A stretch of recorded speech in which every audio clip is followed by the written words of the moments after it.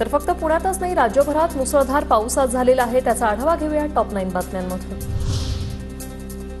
मुंबई, ठाणे, पालघरसह रायगड आणि पुण्याला आज आणि उद्या रेड अलर्ट. तर रत्नागिरी आणि नाशिकमध्ये पावसाचा ऑरेंज अलर्ट जारी. नागरिकांना खबरदारी घेण्याचं आवाहन. सातारा जिल्ह्याला उद्या पावसाचा रेड अलर्ट. जिल्ह्यातील सर्व शाळांना सुट्टी जाहीर. पालकमंत्री शंभूराज देसाई यांच्या सूचनेनंतर जिल्हाधिकाऱ्यांचं पत्रक जारी.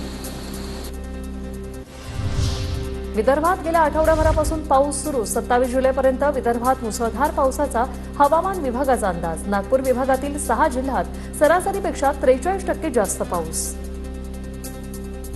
कोल्हापुरात पंचगंगा नदीने धोक्याची पातळी गाठली. पंचगंगा नदीवरील शिवाजी पुलासह अनेक जिल्हा आणि राज्यमार्ग वाहतुकीसाठी बंद. ताम्हणी घाटाजवळील रस्त्यावर दरड कोसळली. एकाचा मृत्यू. माणगाव ते पुणे रस्ता वाहतुकीसाठी बंद. जेसीबीच्या सहाय्याने रस्त्यावरील दरड हटवण्याचं काम सुरू.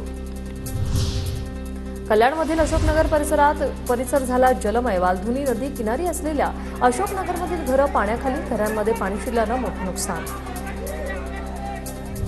साताऱ्याच्या वाईमधील बोपर्डी गावात पावसामुळे घराची भिंत कोसळली. गणेश किर्दत यांच्या घराची भिंत पक्क्यांप्रमाणे कोसळतानाचा व्हिडिओ मोबाईल कॅमेऱ्यात कैद.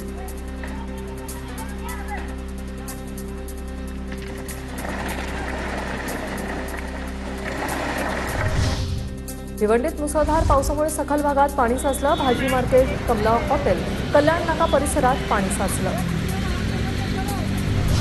धाराशिव जिल्ह्यातील परंडा पंचायत समितीच्या कार्यालयाला गळती. धोकादायक इमारतीमध्ये कामकाज सुरू.